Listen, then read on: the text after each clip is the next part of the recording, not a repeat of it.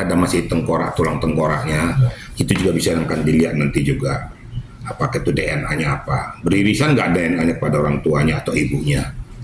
Tapi saya tidak mau menggali terlalu dalam.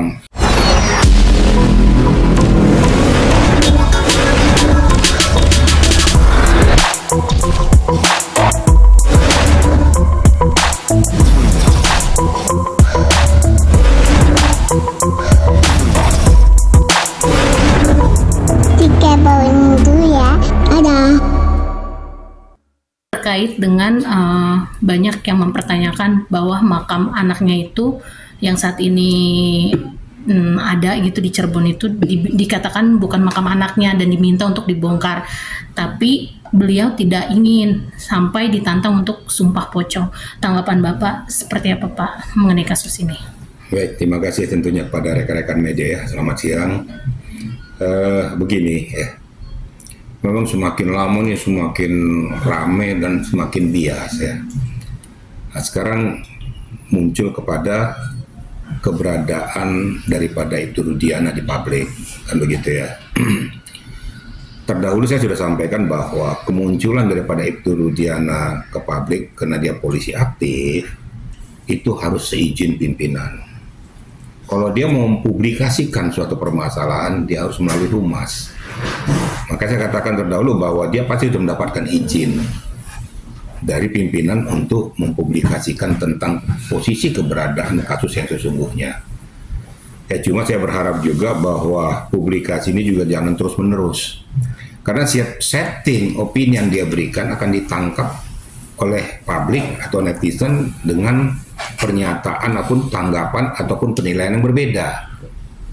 Cukup hal-hal yang menyangkut pada substansi permasalahan yang saya harapkan. Kemudian yang kedua tadi dikatakan bahwa publik atau netizen atau siapapun itu ingin membongkar kuburannya, itu bukan hak daripada publik untuk meminta itu. Itu kan sudah berkaitan dengan komposisi hukum kan gitu. Kalau hukum yang memerintahkan harus dilakukan penggalian mayat, itu nanti hukum yang minta. Tentunya nanti sudah di persidangan, nanti hakim yang meminta supaya dilakukan gali mayat. Karena ini sudah melalui persidangan, jadi nggak sembarangan. Jadi kalau kita mendengarkan publik seperti kayak gitu, ya repot, hukum kita nggak berjalan. Sesuaikan aja dengan komposisi hukum. Nah, kalau memang perintah undang-undang itu mengatakan harus gali mayat kembali untuk membuktikan komposisi itu mayat itu adalah Eki yang sesungguhnya, anak Ibtu Rudiana, itu silakan. Tapi jangan kita berpaku kepada apa keinginan publik. Kita kan di persidangan, bukan persidangan jalanan, saya katakan berkali-kali. Akan berbagai macam opini yang akan muncul. Itu kira-kira. Dan yang ketiga, ini yang sangat amat saya sesalkan. Harusnya seorang Ibtu Rudiana tidak terpengaruh dengan apapun tanggapan daripada masyarakat. Akhirnya terpancing pada dirinya bahwa dia merasa itu anaknya. Sehingga dia mengatakan bahwa sumpah apapun, sumpah pocong, saya siap. Nah ini kan jadi blunder. Nah ini kan saya bilang ditangkap sama masyarakat, ditangkap publik, ditangkap netizen. Nggak ada di dalam hukum itu sumpah pocong. Jadi diangkat ke permukaan, apa di pengadilan ada sumpah pocong? Nggak ada. Yang adalah sumpah berdasarkan undang-undang yang sudah dicatat. Bahwa di depan pengadilan harus berkata jujur. Dikala kau tidak berkata jujur, ada sanksinya, memberikan keterangan palsu. Hanya itu aja. Nah ini kan jadi blunder.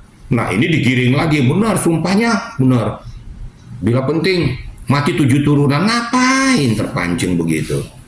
Nah, ini yang saya sesalkan dari seorang Ibtu Rudiana. Seharusnya dia sudah mempunyai pendidikan yang mumpuni, jangan terpancing dengan seperti itu. Nah, jadi blunder. Jadi saya sesalkan lah apa yang disampaikan oleh Ibtu Rudiana nih.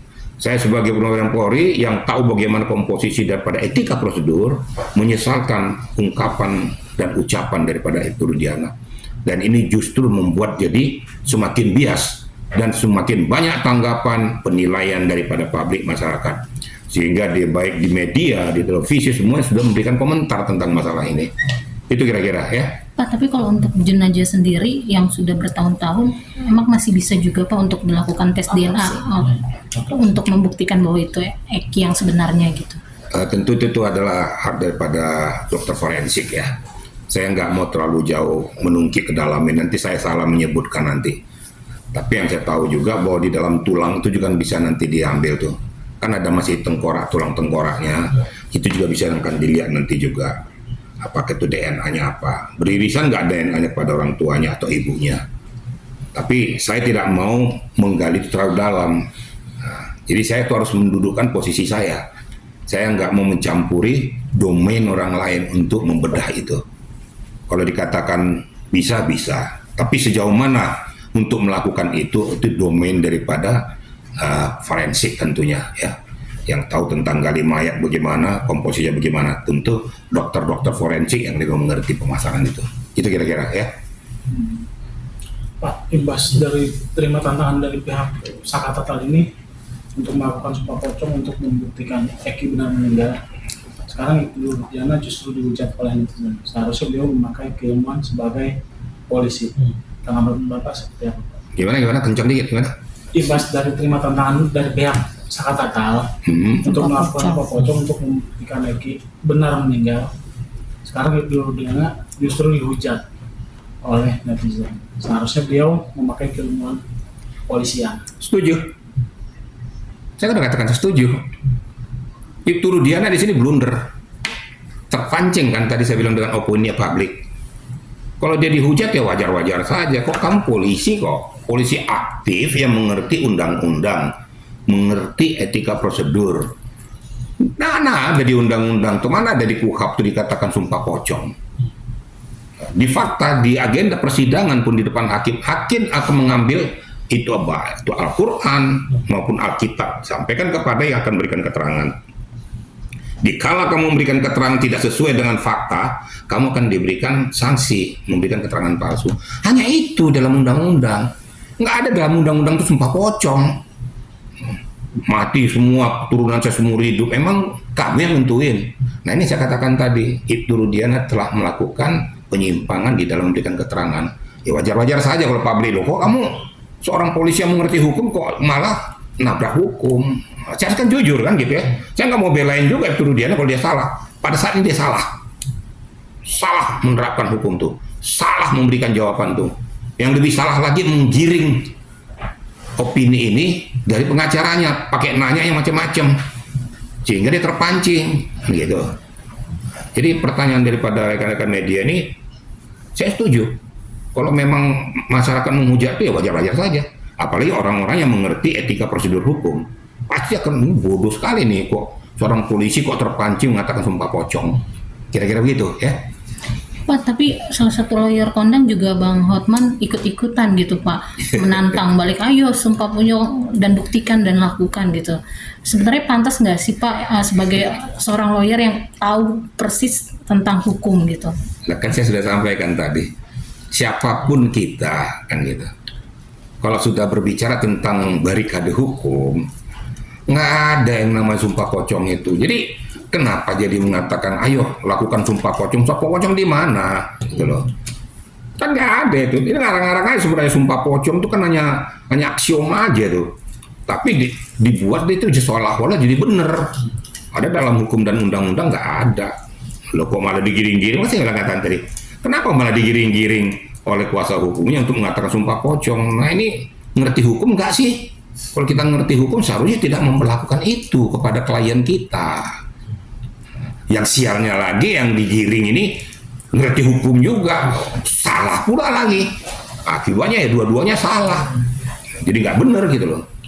Harusnya dia jawab bahwa ini fakta, data bahwa itu anak saya. Nanti akan saya buktikan di persidangan. Saya siap untuk disumpah. Selesai kan? Tentu hakim yang mempunyai kewenangan untuk menyumpah yang bersangkutan. Kalau ini bermuara ke pengadilan. Kira-kira gitu ya. Pak, terkait Bang Hotman juga menginfokan di sosmed bahwa Ibtu Rudiana meminta dia untuk menjadi kuasa hukumnya. Sebenarnya pantas juga nggak sih Pak seorang lawyer menyebutkan hal itu sampai ke sosmed gitu? Ya bagaimana ya, saya kadang-kadang juga bingung juga. Ini sekarang nih jangan jeruk makan jeruk lah gitu kan.